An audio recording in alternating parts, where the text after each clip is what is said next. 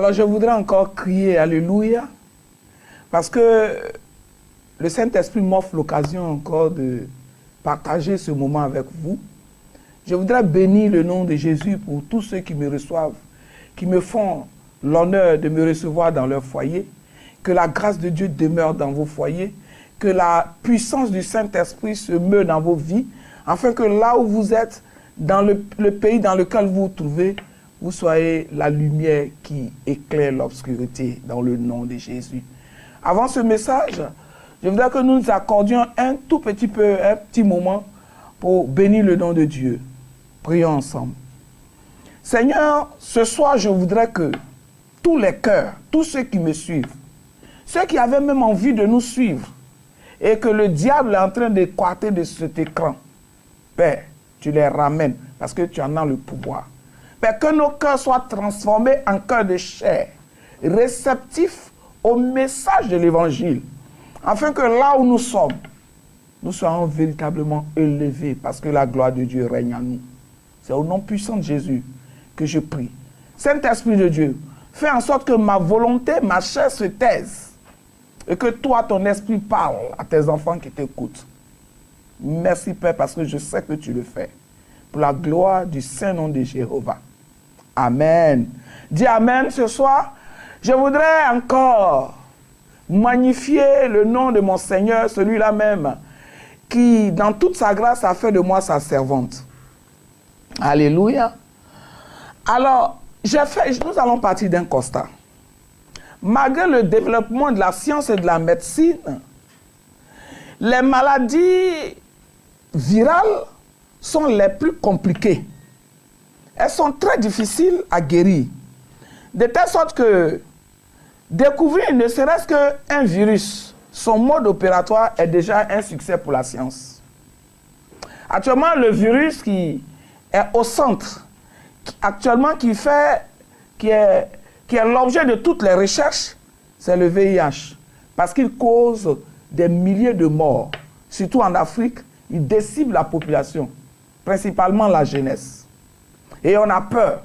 On utilise tous les moyens de protection. Des campagnes sont faites. Comment éviter le sida? Comment ne pas contracter le sida? Et avant même quand quelqu'un contractait le sida, on avait peur de lui, de peur de se faire infecter. C'est pourquoi ce soir, je suis là, bien-aimé, toi qui me suis.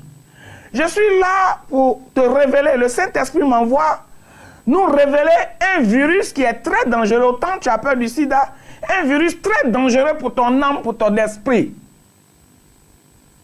Ce virus, il s'appelle l'amertume. L'amertume. Et c'est pourquoi Paul dit aux Hébreux, dans Hébreux 12, verset 15b, qu'aucune racine d'amertume poussant des rejetons ne produise le trouble et que plusieurs n'en soient infectés. C'est là mon verset de méditation. D'où mon thème de ce soir, le thème de mon message, l'amertume, le plus dangereux virus pour l'enfant de Dieu. Dis à ton frère, l'amertume, le plus dangereux virus pour l'enfant de Dieu. C'est quoi l'amertume? L'amertume, c'est l'expression des sentiments de chagrin, de rancœur, qui donnent la souffrance et entraînent le ressentiment. Quand on veut prendre de façon terre à terre, amertume vient d'amer.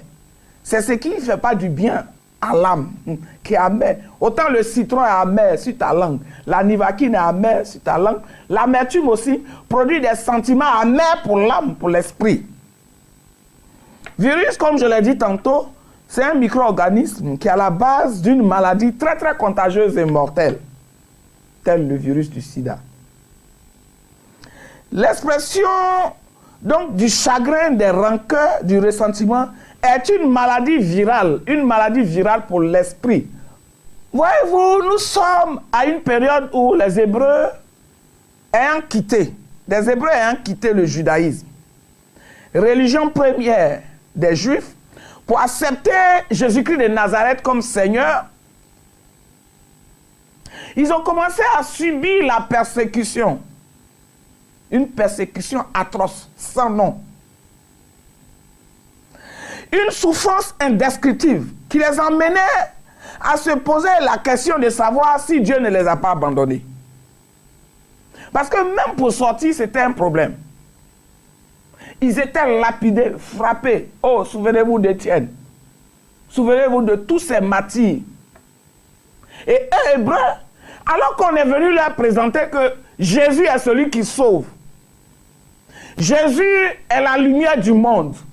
Avec Jésus, on a la victoire. Jésus est le roi des rois. Il n'avait pas été préparé à une quelconque persécution. Et voici que la persécution s'abat sur eux. Rappelez-vous de Saul de Tarse, qui avait une organisation très poussée de méchanceté, de crimes contre les chrétiens. Il se promenait de synagogue à synagogue pour exterminer. Oh, nous en reviendrons, nous en reparlerons. De Jérusalem, il a commencé à aller maintenant à Damas. Tellement il réussissait sa mission. Donc, ce qu'ils ont entendu dire du Seigneur Jésus n'est pas ce qu'ils vivent. La Bible nous dit à Ésaïe 61, verset 1, qu'il est venu pour sauver, pour rendre libres ceux qui sont opprimés, pour libérer les captifs et pour proclamer une année de grâce. Mais eux, ils ne comprennent pas pourquoi, ayant accepté Jésus, c'est maintenant ils souffrent. Ils souffrent atrocement. Je ne sais pas ce que tu vis, mais ils souffraient tellement que ils avaient l'intention, ils étaient sur le point de faire marche arrière, c'est-à-dire d'abandonner. Parce que de telles épreuves, l'atmosphère ne leur semblait pas être favorable sur le plan physique. Et Paul, alors, qui est celui-là même qui a bâti l'église, prend la parole et s'adresse à ses fils dans la foi, les Hébreux. Premièrement, il a dit, si vous prenez toujours le livre d'Hébreux que j'ai cité, il dit, ne négligez pas les châtiments de Dieu et ne vous découragez pas, car ils expriment l'amour de Dieu envers vous. Attends, si tu n'es pas préparé, attention. Comment on va dire, quelqu'un te châtie, c'est parce qu'il vous aime. Et c'est là Paul prend l'exemple d'un père physique. Nos pères, nos mères. Il dit, un père, un vrai père qui aime son fils, le châtie, le frappe de verge, afin de le ramener sur le droit chemin, parce qu'il l'aime. Pour dire que si vous n'avez pas de persécution, si Dieu ne vous châtie pas, c'est qu'il ne vous connaît pas, il ne vous aime pas. Donc, ne négligez pas les châtiments. En Hébreux 12, verset 6. Il dit, car le Seigneur châtie celui qu'il aime, et il lui frappe de verge tous ceux qu'il reconnaissent comme ses fils. En d'autres termes, si le Seigneur ne te châtie pas, c'est que tu es un enfant illégitime. Il ne connaît même pas ton nom. Que tu fasses mal, que tu fasses bien, lui, ce n'est pas son problème. En comparaison, toujours avec le père humain, biologique. Deuxièmement, il dit, c'est vrai que si nous considérons sur le plan humain, le châtiment est une souffrance qui doit normalement produire la tristesse. Normalement, quand tu frappes quelqu'un, il pleure. Donc ça produit la tristesse. C'est rare de voir les gens pleurer de joie. Et même quand on pleure de joie, ça ne dure pas. Mais quand tu pleures de souffrance, c'est des pleurs qui sortent du plus profond. Et Paul vient là dire, sur le plan humain, le châtiment produit une souffrance, la tristesse. Mais c'est une source de bénédiction pour vous qui héritez du royaume des cieux. Car voici celui à cause duquel vous souffrez a un plan de salut pour vous. N'est-ce pas le Seigneur qui a déclaré dans Matthieu 5 ce que les gens appellent les béatitudes? Heureux ceux qui sont persécutés pour la justice, car le royaume des cieux est à vous. Il dit donc, si vous êtes châtiés, si vous êtes persécutés, vous devez être heureux. Car désormais, vos noms sont écrits dans le livre de vie, puisque le Seigneur connaît vos noms. Ceux qui ne sont pas châtiés aujourd'hui, qui sont heureux de vous voir souffrir, eux, Dieu ne les connaît pas, parce qu'ils ne savent même pas pourquoi ils vous châtient. Ils ne savent même pas pourquoi ils vous persécutent. Oh non. C'est pourquoi je ne sais pas quelle persécution. Je n'ai pas dit ceux qui prennent leur bagage pour aller provoquer les gens, pour qu'on vienne les persécuter. Non. Parce qu'aujourd'hui, c'est ça. Tu vas, tu trouves un grand, tu l'insultes, il te gifle, tu dis, je suis persécuté pour Jésus. Non, non, non. Il dit, si tu es châtié pour la cause juste, selon les béatitudes, si tu es châtié à cause de Christ, celui pour lequel tu es châtié, c'est le Dieu de gloire, le roi de gloire, celui-là même qui domine l'univers. En ce moment-là, sois heureux parce que ton salut est certain. Alléluia. Considérez comme une joie totale la souffrance que vous endurez aujourd'hui, car elle aboutit au salut de vos âmes. Parce que mieux vaut souffrir pour la justice, pour la vérité, que de vivre bien dans le mensonge, dans les compromissions avec le diable. Car cela ne dure un petit moment. Alléluia. Il dit, alors si vous savez ça, si vous avez compris, ressaisissez-vous, Hébreux. Levez-vous et fortifiez vos mains languissantes. Je vous dis, ce n'est pas de ce qu'on parle aujourd'hui. C'était la souffrance, c'était la guerre. À ce qu'on appelait chrétiens, c'était la guerre. Il dit, fortifiez vos mains languissantes, c'est-à-dire vos mains pleines de sang. Tellement ils ont été maltraités, manœuvrés, qu'ils souffraient, ils gémissaient. Ils étaient abattus, lapidés. Parce que Jésus avait déjà averti avant sa mort, quand on l'emmenait à la croix pour la crucifixion à Golgotha, en Luc 22, verset 31, il a averti, dit, car si l'on fait ces choses au bois vert, qu'arrivera-t-il au bois sec? Il devrait s'attendre à ça. Et donc, Paul leur fait seulement un rappel que la persécution, c'est dans la juste norme de celui qui a accepté le Seigneur. Parce que si tu as accepté le Seigneur et que tu es en accord avec le monde, il faut revoir. Il faut revoir ton acceptation du Seigneur. Soit c'est devant les gens, tu fais semblant d'accepter le Seigneur et derrière, tu fais la volonté de ceux qui ne sont pas avec le Seigneur. Je voulais ouvrir une parenthèse pour qu'on comprenne mieux. Très souvent, les gens sont étonnés. Des gens qui adorent des dieux, je ne sais pas quel Dieu, puis viennent me voir, c'est le même Dieu. Non, mon Dieu que j'adore là, il est vivant. La Bible l'appelle la lumière, il est clair. Là où il y a le mensonge, il dévoile le mensonge par la parole. Parce que c'est le Dieu lumière, c'est le Dieu créateur. Il n'est pas resté au tombeau. Le Dieu que nous adorons, il est ressuscité. Personne ne peut venir me dire, non, on adore le même Dieu. Pourtant, quand tu es chrétien, tu sais que ton Dieu est vivant. Alléluia. Pour dire que ce qui leur arrive a été produit par Dieu. Alors fortifiez vos genoux affaiblis pour prier, pour ne pas perdre la foi. En effet, quand la persécution est trop, il y en a qui n'arrivent plus à prier. Or, quand tu n'arrives plus à prier, tu es déconnecté de l'Esprit de Dieu. Et quand tu es déconnecté de l'Esprit de Dieu, tu perds la foi. Parce que la foi vient de ce qu'on entend, et ce qu'on entend vient de la parole de Dieu. Alléluia. Toi qui es en train de passer, ne passe pas. Arrête-toi parce que ce message est pour toi ce soir. Il dit donc, demeurez sur le chemin que vous avez choisi. Vous n'avez pas fait fausse route. C'est le chemin qui mène à la vie éternelle. Dieu ne dit-il pas, Jésus ne disait-il pas, je suis le chemin, la vérité et la vie. Comme vous êtes dans la vérité et que le monde est dans le mensonge, c'est normal qu'il vous persécute. Comme vous êtes la lumière et que le monde est dans les ténèbres, normal que les ténèbres ne puissent pas accepter la lumière. Il a dit dans le prologue, la lumière est venue chez les siens et les siens l'ont rejetée. Mais à tous ceux qui l'ont reçu, il a fait d'enfants de Dieu. Tu es enfant de Dieu, tu n'es plus enfant des ténèbres. C'est normal que toi et les enfants des ténèbres, il n'y ait pas collaboration, il n'y a pas compromission, il n'y a pas entente. Or, quand il n'y a pas entente, le diable lui, ne résout tout que dans la méchanceté, dans la violence et dans la colère. C'est pourquoi le vrai enfant de Dieu ne peut pas admettre la violence. Il ne peut pas admettre les tueries. Alléluia. Donc il dit, n'en voulez pas à vos persécuteurs. Ce qu'ils font, C'est comme une échelle qu'il place là pour vous permettre de monter à la gloire, pour recevoir votre gloire.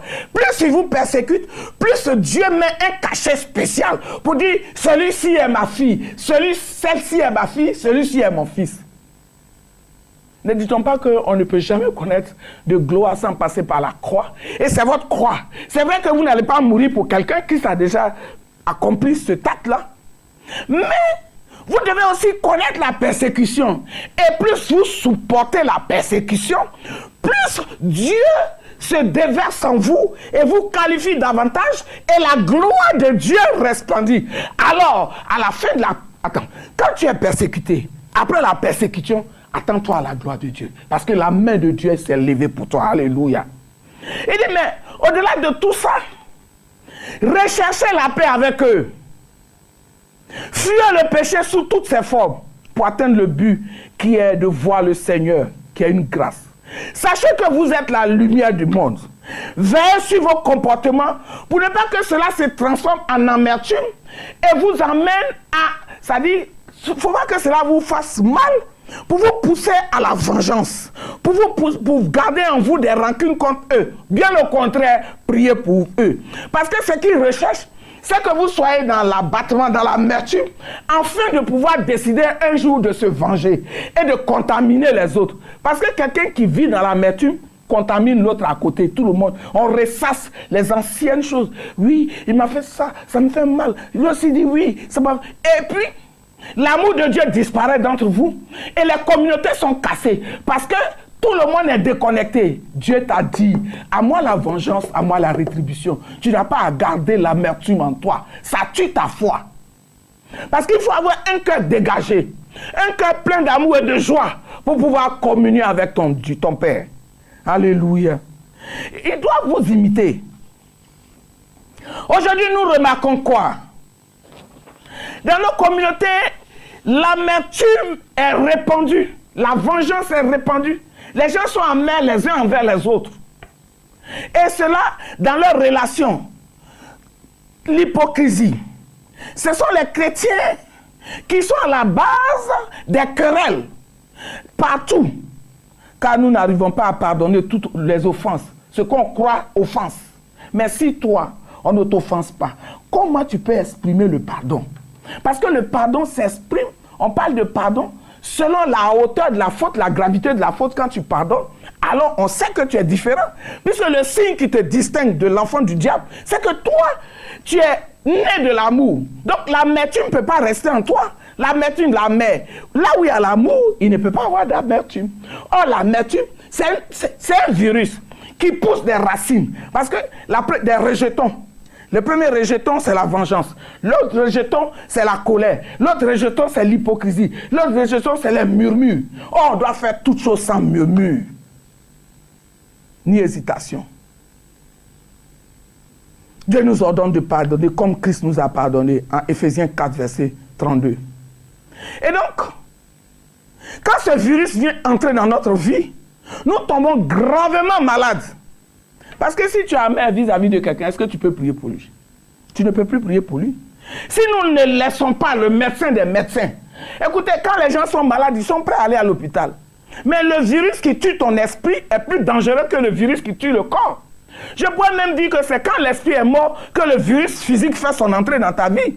Mais si tu dis, je suis Christ, je suis convoyeur de la présence de Christ, comment un virus qui vient de Satan peut venir vivre dans ton corps? La puissance du Saint-Esprit l'écrasera.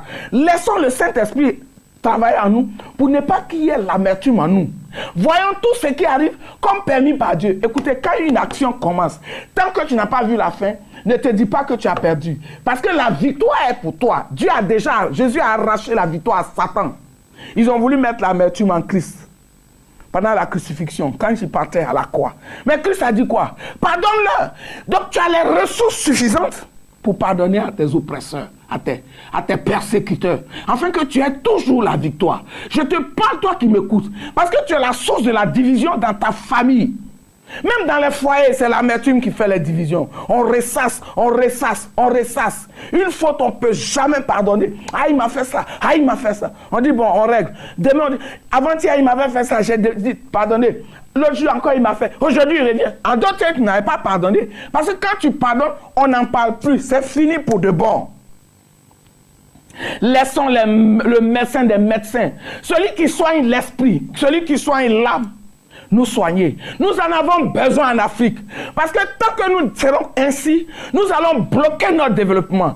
Oh, c'est toi qui es tu es le petit frère de Jésus. Oh, Jésus a fait que tu dois être toujours à la tête et ne jamais connaître la queue. Oh, si tu es malade, comment tu peux travailler pour être à la tête? Éliminons ce virus parmi nous, l'amertume. Même, ça te pousse à ne même pas écouter l'évangile. L'évangile avec le cœur, l'esprit. Tu écoutes l'évangile et tu es sensible à toi. Quand on parle, si tu vois que un péché a été dénoncé et que tu te retrouves dans ce péché, mais abandonne-le et répands-toi. Mais oui, le pasteur a parlé de moi. Tu crois, un pasteur, il n'a rien à faire. Et pour toi seul, il va bâtir un message. Tellement tu es important à ses yeux.